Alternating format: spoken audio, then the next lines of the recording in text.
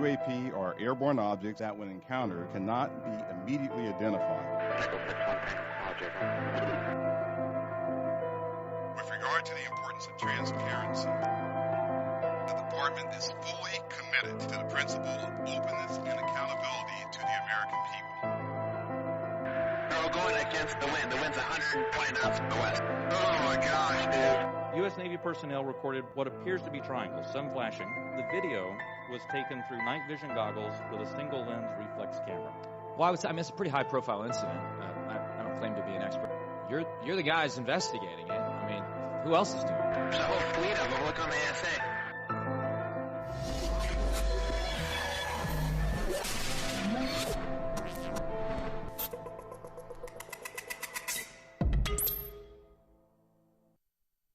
Good evening, ladies and gentlemen, and welcome to the show. As I said last week, we now have an hour show, so I'm not going to have to shove everything in. Before I begin the show, as I always do, this is dedicated to those who have been ridiculed, dragged through the mud, and made fun of by the media for the last 75 plus years. You know, it's very important for me to say that statement before I begin my shows because I do believe in what I'm saying. I watched literally hundreds of film and video over the years, and to remember those that have passed on already and died knowing that people laughed at them and were being made fun of through the media, it's no joke. With that, again, as I said, it's an hour-long show, so I don't have to squish everything in as much as I can, so I'm going to try and slow things down a bit, and please bear with me if I seem kind of sluggish, but I'm trying to slow things down. So let's go to the first photo. And what you're seeing here, ladies and gentlemen, is the sky. Now, why am I showing an arrow in the sky? Well, this object is that small. It is a very small object, but I need you to understand when I'm viewing something, you need to get the whole picture. And this is the whole picture. Now, when I went through my camera to take a look at this particular photo, I almost missed it again. You have to be very meticulous when you're doing this. So we're going to go to the next shot to show you what this arrow was pointing at. Ladies and gentlemen, that's not a bird. It's not a plane, and it certainly isn't Superman. This object was in the clouds. Now, I superimposed it, and it doesn't look like it's in the clouds there because it's so close. Now, what I did was I wanted to blow up a little bit more with a little bit darker background, which is this photo here. As you can see, there was some sunshine out there, and on the leading edge of this craft, I believe it's going from left to right. I can only assume that. I'm not an aerospace engineer, but common sense or human thinking thinks it's going from left to right. This is a shape that is iconic of the old days when people would talk about the Jetsons and this and that little spacecraft they'd be flying. It gives you an understanding that their craft, these intelligent beings, they have craft that could be shaped in any direction, any way, and they can be going, for all I know, this could be going from right to left. I don't know. I'm just assuming. I only got one photo of it. By using my software, I'm able to enhance it and give you a better idea that this craft was up there. As you can see plainly, this was not a bird. So let's go to the next photo of it. And I started to use the software on it. As you can see, you're getting a little rough edges now. But that's what happens when you get into pixelization and you start to kind of deform it or throw it off a little bit. But you see from the previous photo, it was a very sharp image. And by using the software, you do end up distorting it a bit. And the last photo I'm going to show you is using all the software I could on it, and I tried at least 10 different ways to give you the best picture possible. But take a look at this. Isn't this amazing? The fact that this was in the air. It was in our clouds. And I shouldn't say our clouds here in the States. This was taken in Costa Rica. It was taken just 4 weeks ago.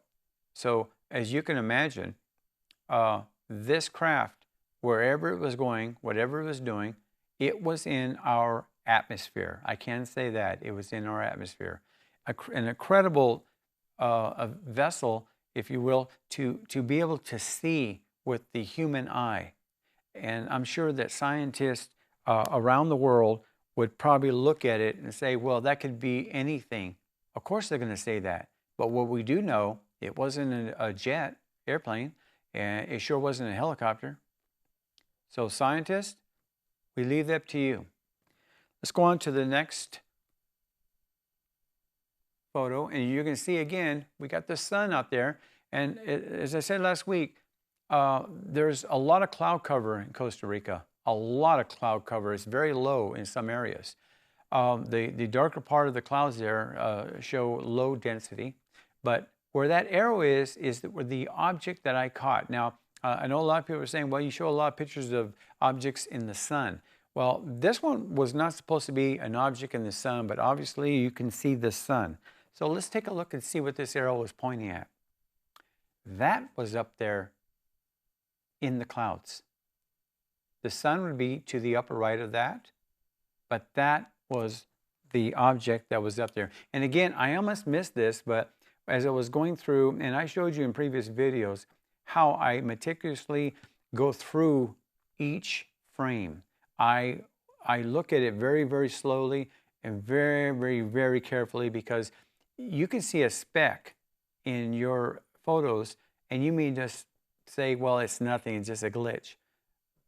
But when you enhance it, this is what you get. Next photo. What happened here was I tried to isolate the background to give you a better understanding that this object was up there. It is not an airplane. It's certainly not a helicopter. Next photo. Close-up of it. And I want you to start to look at what I almost missed. The previous shape, it showed the object in elongated shaft, but as I got closer to it and using software to sharpen it and use contrast to it, it started to give me almost two objects splitting. And the software that I used on this particular craft here was software that gave me color in it. And I didn't try to get that, it just happened. And I can't tell you how big this object was. All I can say, it was really, really far up there, because when I looked at the whole picture, I kept looking at this object and then the whole picture, look at this object, the whole picture, and it gives you an understanding that this object, whatever it is, it's a large object and it is up there. On the final photo of this, using, of course, the software, you can see what happens with the final analysis on this particular picture. Now, you're going to notice something. You can see that the center of it starts to look, what looks like to me, to disappear.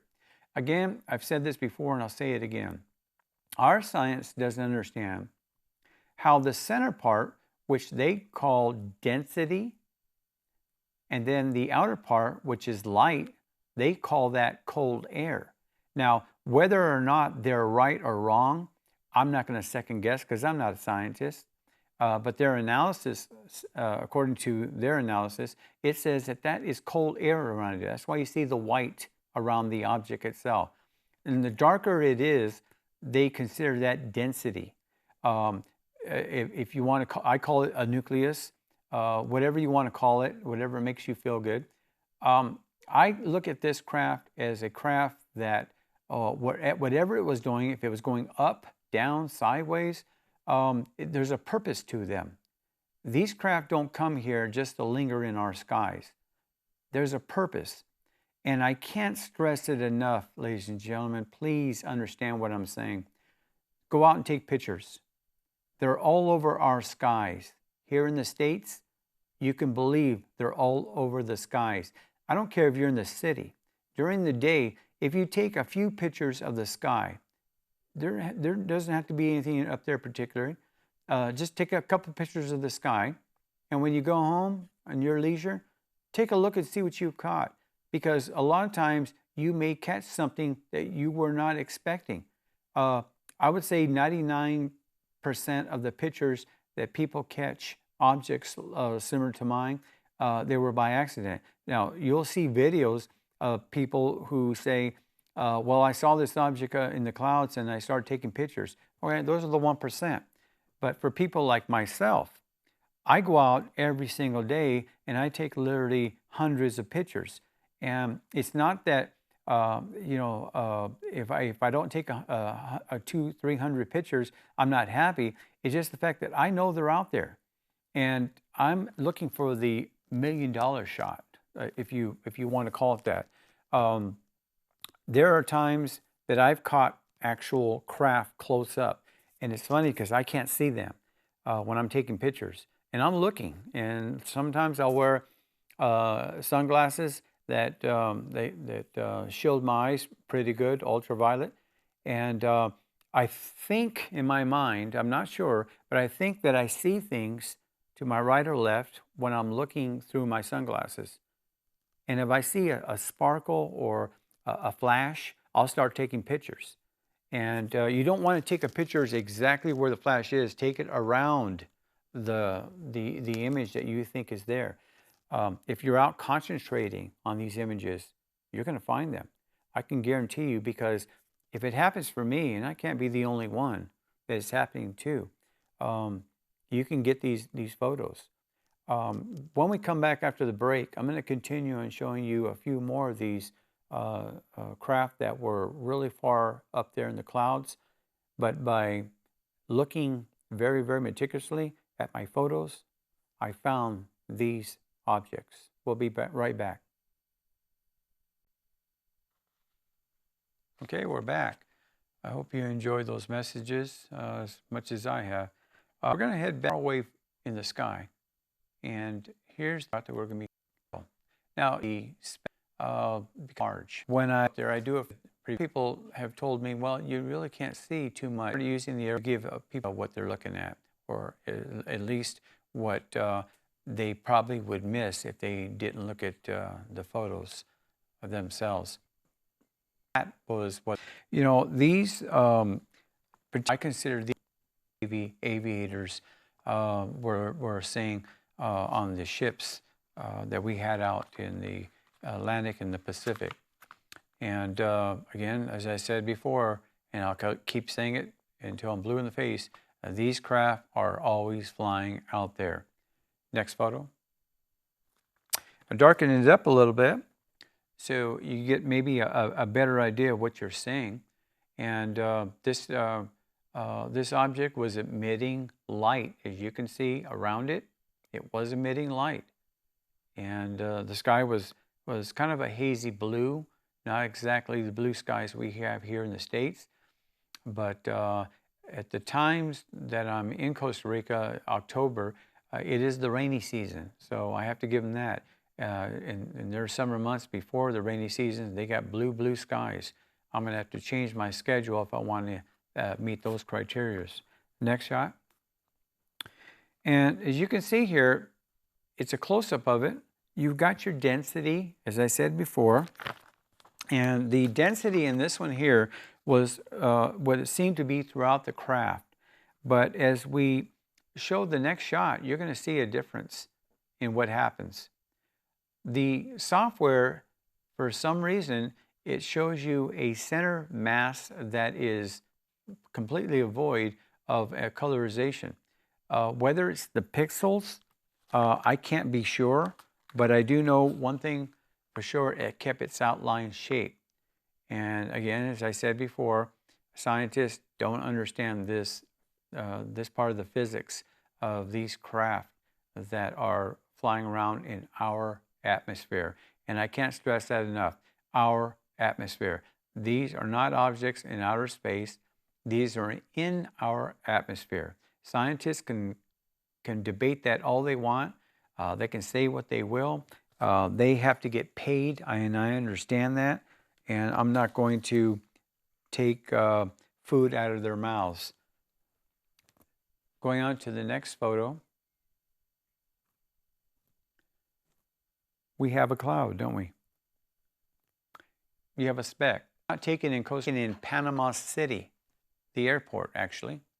And our layover, stay stuck in the hour. So I pointed back at the airport. And this now, you know, the world have great radar.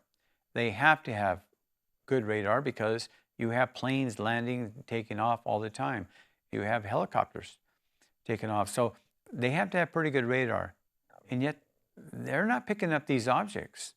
And I'm doing it with a cell phone. That work. Picking up something and they can't pick it up on radar. Are physics that we simply don't understand.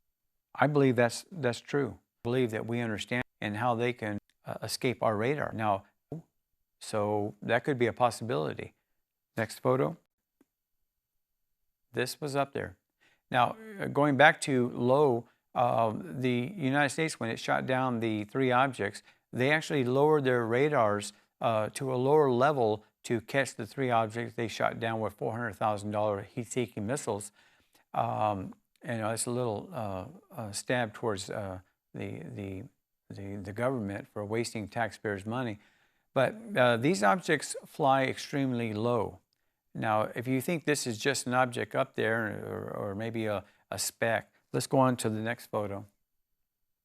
A darkened sky behind it. I did it on purpose because I wanted to show you something. If you notice, it's emitting light again.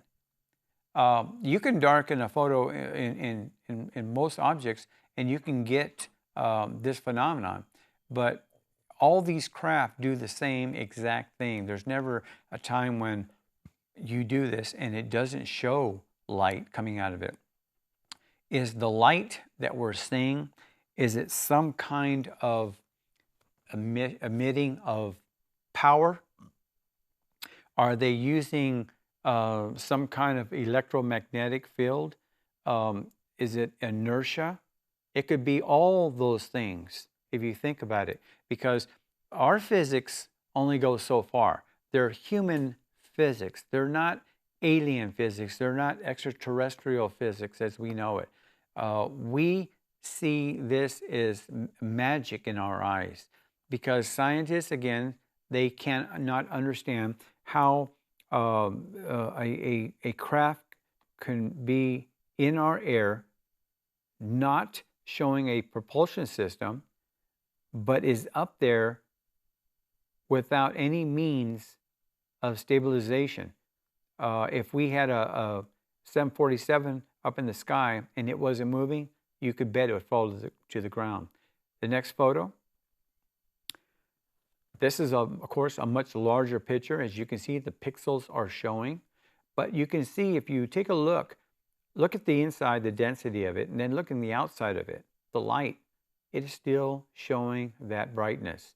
Now, as far as this craft itself, who knows if this is a mothership? Now, it was very, very tiny in our eyes because we can't judge distance. There's nothing for me to judge distance on this because it was in the clouds. And you can see the airport lights that were coming up, but that doesn't mean it was behind them or in front of them. All we know, it was up there in the sky. So again, we're talking about maybes or ifs or this and that. And the last photo we have of this, using the software, gives you a kind of a rough idea of the shape of this object. Again, you know, in all the photos leading up to the end of the last picture of each segment, you know, it keeps their shape. They don't lose shape, even with the pixels. This could have been a very large object. And again, stop thinking human terms. It doesn't have to have wings, elevators, rotors. It doesn't have to have anything out there that makes you understand how it's keeping up there. This could have been a craft the size of a car. It could have been the size of like I said, a 747. We don't know. I know there are instrumentation out there in software that could give me a better idea of just how far up this object was and possibly the size of this object. I can't gauge it myself, primarily because the fact that I don't have that kind of instrumentation. I'm going to ask my director, Mikey, let's go to the first video.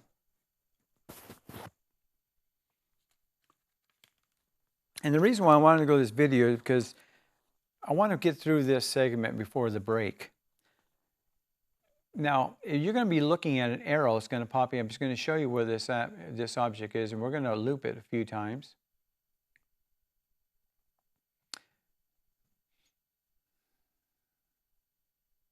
See the arrow? And then you'll see 3 streaks. But in reality, it's only one object. But it's flying in super slow motion. I can't stress that enough to people. This is super slow motion. Now, super slow motion is nothing like slow motion. When you take a video in slow motion, people are still moving. But when you take it in super slow motion, a person would be standing still, literally standing still.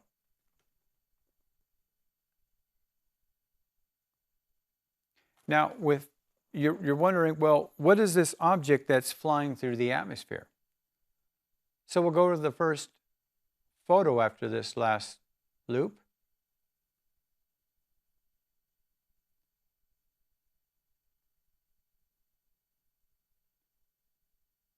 That gave you a chance to see it.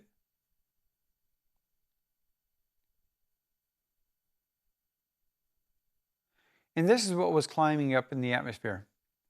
You saw 3 dots. In some cases, if you look closely, there was 4, even 5 dots. But I got this still. And this is what was flying in our atmosphere. Next photo. I took the lead shot. Take a look at that. Does that look familiar to you? Does that not look like the proverbial flying saucer to you? Next shot. Gives you a little bit of idea here of what this particular craft looked like, at least the shape of it. If you look closely, there is some more density on the upper part of the craft because it was going from left to right, going upwards. But it gives you an idea that this craft was going quite fast. You can see a lot of reverberation around the outline. And the last shot of this right here, using my software, gives you a pretty good idea. You see the outline of the craft. It's there.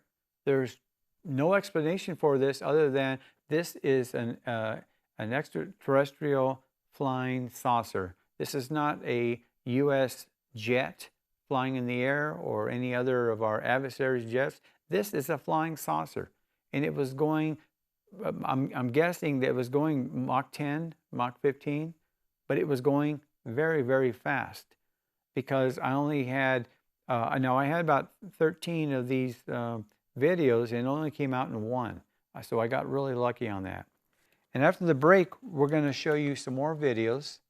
And with that, it will conclude the show. I have to get used to this timing. We'll be right back. We're back, and I want to thank you for staying with us. This next segment is going to be very important for me because I am going to be talking about a tear in the fabric of space. So my question to you out there in the audience is it possible for the fabric of time and space to tear? What can cause this? And what is the effect of it? Again, I'm getting into scientific knowledge, understanding.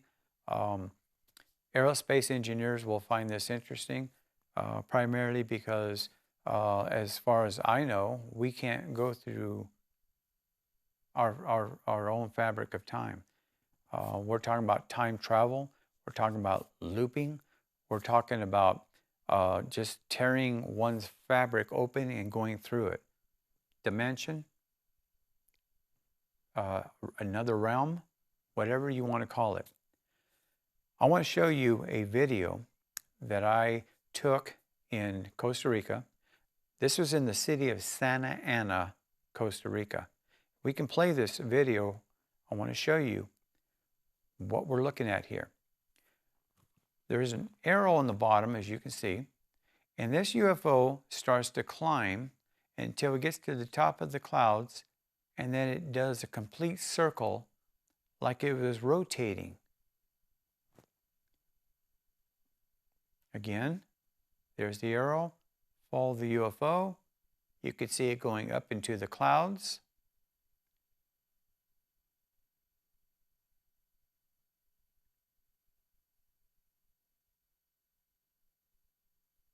And straight down. Now, as you're looking at this, when the UFO got to the top of those clouds, at the end of the 17-second speed of the camera, which was in super slow motion, it dropped down. And the reason why it dropped down is I believe it was going in super fast motion, making a loop. That's what I believe it was doing. Whether I'm right or wrong, again, I'm not a physicist. I'm not a scientist. I can only assume. But I have a brain, and I like to use it in thinking of the phenomenon, that this is so fascinating to me that I was able to catch this object making a complete circle. You have to look at this object. Now, I'm going to, in the future, get software where I can slow it down to at the very end and get it so I can see how far I can get it down before the video actually ends. It was going in probably Mach 20. It was going around in a circle. And it was actually in the bottom of the area where the housing and buildings are at. It was making that kind of loop. And here's the interesting part. It wasn't the only UFO out there. I saw what I believe were probes out there. There were 3 of them going into that circle. The UFO seemed to be making a circle, and it was going, these craft were going in and out of that. Now, when I took pictures, they weren't on one side or the other. They were only on one side. So did they go through the loop? That's another question. We don't know. This is the final loop of this video, and I'm going to show you a handheld picture to give you a better idea of what I'm talking about.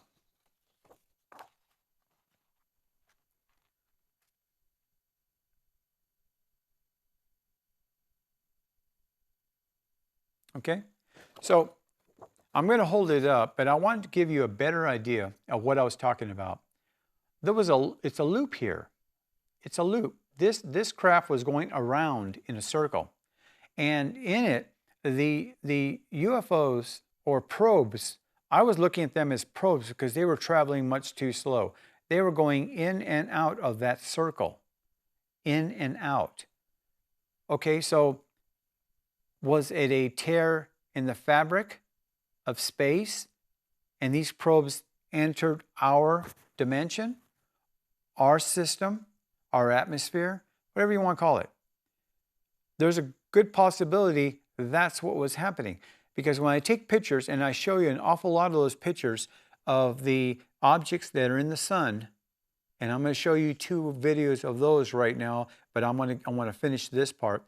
But if you understand what I'm saying about this, this circle here, why was this craft zooming around in a loop, and then these crafts seem to be going through it but not coming out the other side? That's an interesting aspect. Now, we can say, well, it was a tear in space. We can say that. We can honestly say that because we didn't see, or I didn't see, the objects go in and come out the other side, but I saw objects coming out. And as bad as eyesight that I have, I would say for scientists out there who may find this interesting, the city is Costa Rica. The country is Costa Rica. The city is Santa Ana.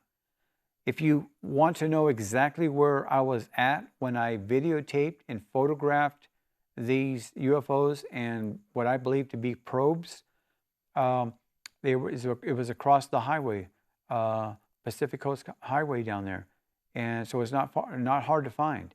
I was actually at the bowling center before I was going to my tournament that I actually took these videos and photos.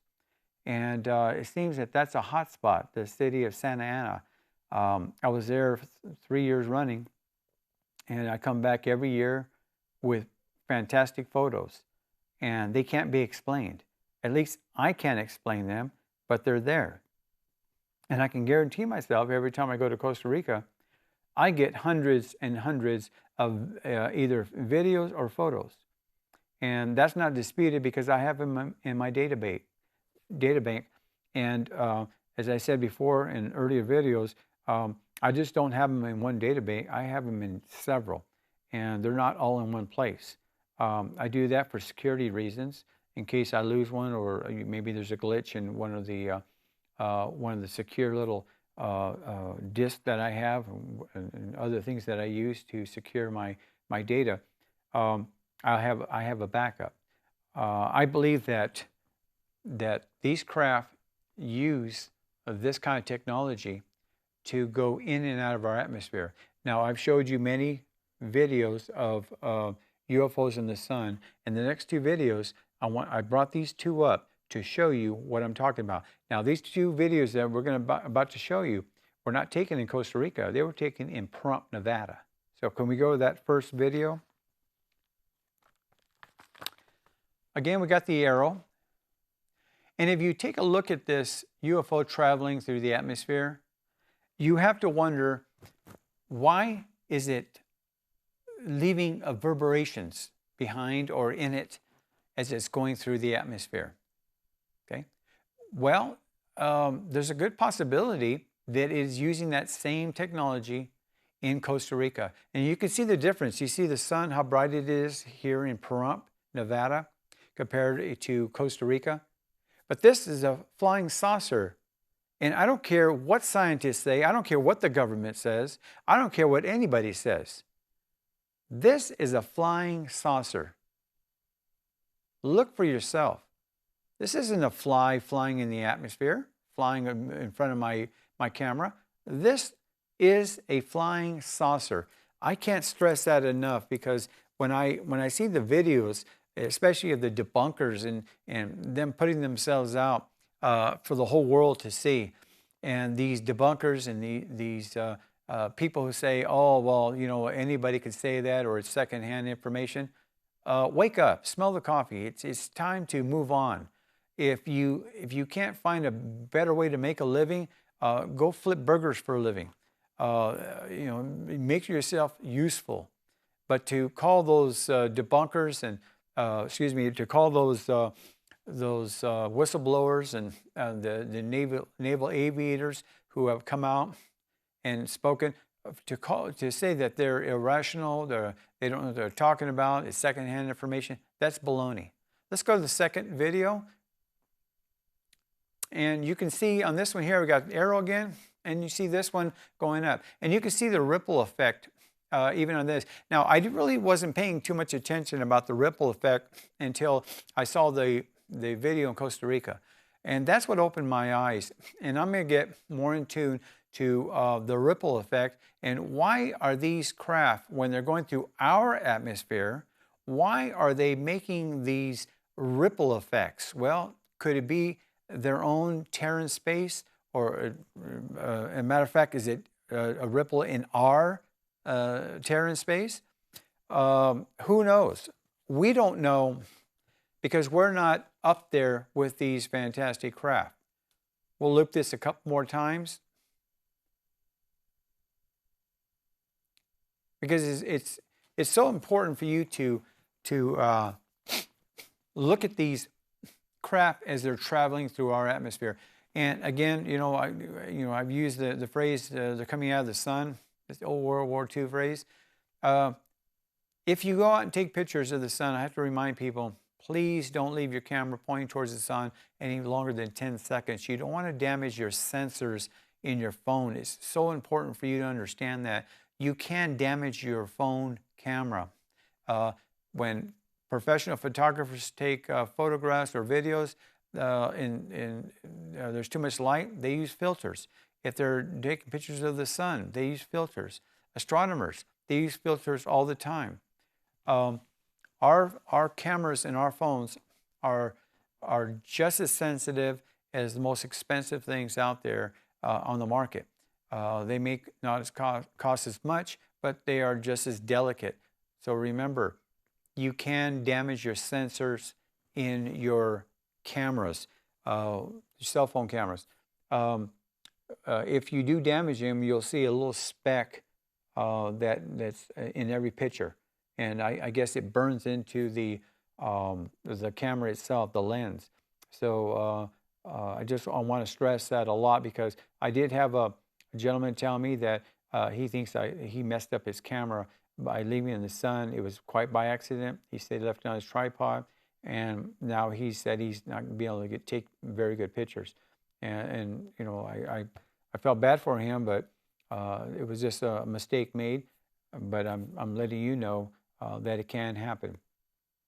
When we go through the very last segment, I want to talk about things. I'm not going to be doing a lot of NASA bashing, a lot of SETI or the government bashing, but I want to make a point. I guess I will be doing NASA bashing, but I want to make a point.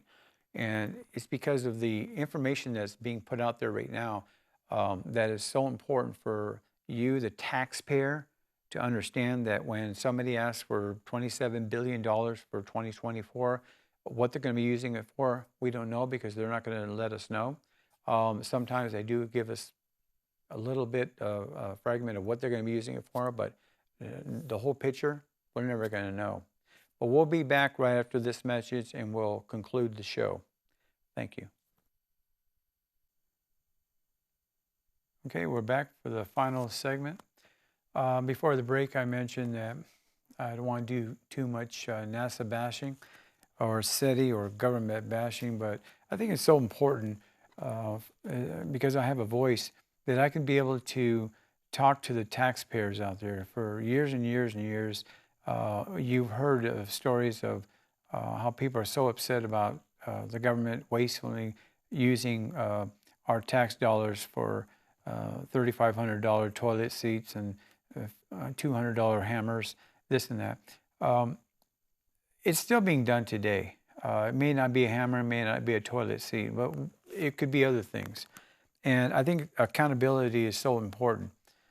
When NASA first mentioned they were going to put together a 19-member group of PhDs, and it's nice we put PhDs to work. Okay, they work their butts off to go to school and get their PhDs for whatever area of expertise they wanted to study, and so that's great to put them to work. But PhDs do not go to school to learn about flying saucers, UFOs. That I can tell you. As a college dropout myself, I did the dumbest thing about not finishing to get my degree. Even though I was in the chemical industry for 25 years, I know something about analysis, and I know something about chemicals. With that, I'm trying to get to a point here, and that point is that not everybody knows everything. I don't care if you're an Einstein. Even Einstein had trouble doing the simplest things that we find easy to do. It's the expertise in every individual that counts. And I think that people like the Harvard professor, Harvey Loeb, that has come out and stated that it could be a mothership out there in our atmosphere, outside our atmosphere. There could be probes coming in to our atmosphere, and I believe that's what they shot down, the 3 objects back in February that we've never heard since. We haven't heard any information. If you Google it, you won't find any information on those 3 objects. For us to spend that kind of money, $1.6 million in taxpayers' dollars, defense dollars, to shoot down 3 objects of the size of an automobile, doesn't make any sense to me. That's a wasteful spending right there. But what I wanted to show you today, at the end, was 3 photos.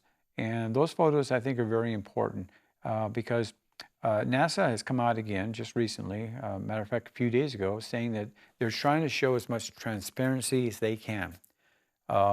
There's a problem there when they say, this is my left hand, this is my right hand, but you don't see the right hand, you only see the left. And here's my point. If we can go to the first photo, I'd like to show you what I'm talking about. This is an astronaut of ours from 1989, John Blaha.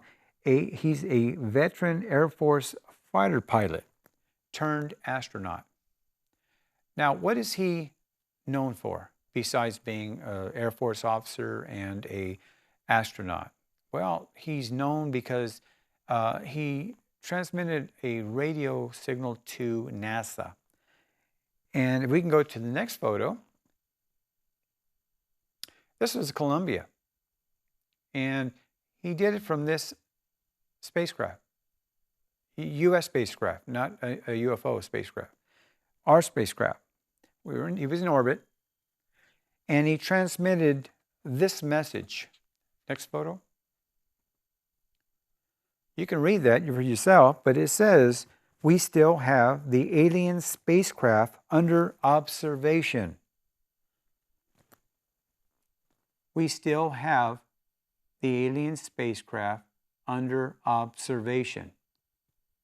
After that transmission, NASA went to a secret communication where it was cut off, but not before ham operators actually audio taped it. And here's the important part about this particular segment here. If NASA or the government, even SETI, if they want to show transparency, tell us what this astronaut was saying. Tell us the truth. This astronaut was observing an alien spacecraft. You can't say it any other way. He wasn't observing a flying car, an automobile in space.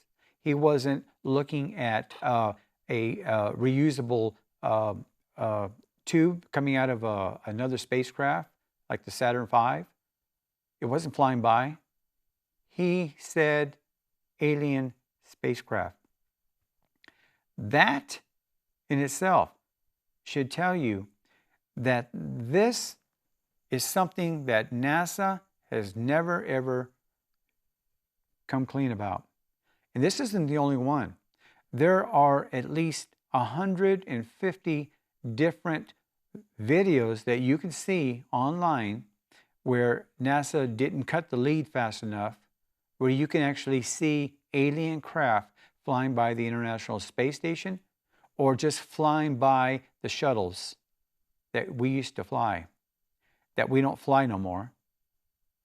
And we were spending $10 to $15 billion while we were flying them. Now NASA wants $27 billion with no shuttles, no explanation what they're going to use the money for. So do I get upset? Yeah, I get real upset. Now, I'm not going to say NASA is wasting all that money. Okay, there's a lot of videos out there that show exactly what NASA is doing. They're getting ready to send up other spacecraft with maybe special payloads that the government doesn't want us to know what they are, spy satellites, whatever. And in the NASA laboratories, they're doing their due diligence in science. They're looking at things that we're trying to figure out. Remember, Our science is not a perfect science. It never has been, and it never will be. I'm sure that if we were in an alien lab, I'm sure they would tell us the same thing. We're still discovering things. In 1962, when Betty and Barney Hill were abducted, they couldn't figure out why Barney's teeth came out. Well, of course, he had dentures. And when they pulled on Betty's teeth, they wouldn't come out. And they asked her, and she said, well, he's got dentures. They're still figuring things out. Granted, that was 1962, but do you think by this time, they figured out dentures? I'm still sure they're confused of why human beings lose their teeth. It's so important for us as humans to get along, because if we're ever able to go out in spacefaring worlds out there, it's going to take a while for us to get to that point, but we're not going to get to that point the way we're going now. And it's sad because of the two wars we have going on right now, and there's little wars going on in other parts of the world, but they're not considered significant because they may be border wars. But human beings, for the most part, are not getting along. And I dropped off of NASA for a few minutes there because, like I said, I don't want to continue bashing them, but they can help. They can put a lot of people to work. What if, in the famous words of Ronald Reagan, and I don't want to repeat it verbatim, but he talked about aliens invading Earth and how we would all get along if that happened. Well, with all the trouble we have in this world today, wouldn't it be nice if, say, NASA or the European Space Agency, even Russia Space Agency, we all got together and we started going out looking for these intelligent beings and trying to communicate with them, trying to bring us into that world of communication and well-being. Until we get to that point, we're living dangerously. We are living real dangerously. We don't know what's going to happen next week. Every week that I come on the show, it seems to be getting worse and worse and worse. So with that said, if we all think about it for a minute, what if Ronald Reagan, we took his words seriously, and we all did get together and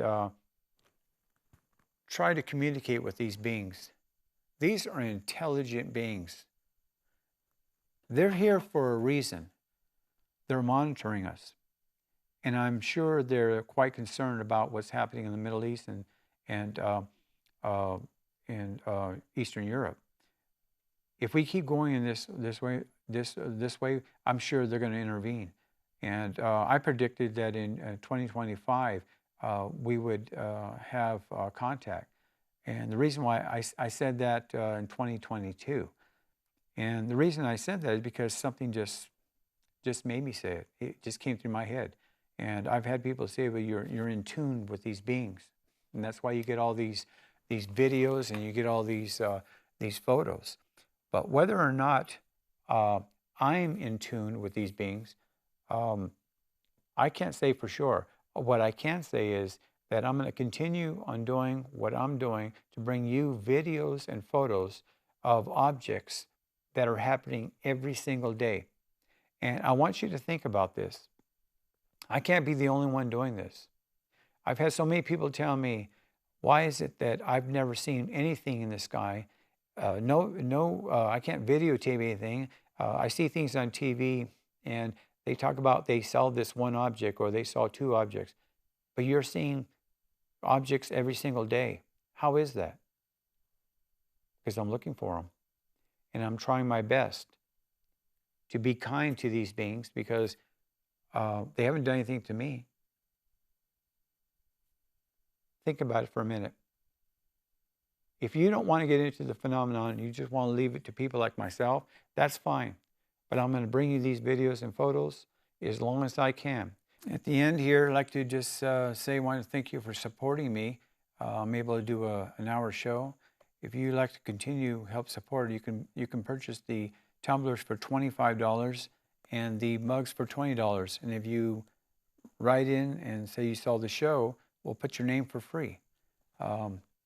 Just give us your name and address, and we'll send it to you. I want to appreciate you watching the shows, and I'll see you next week. Thank you very much.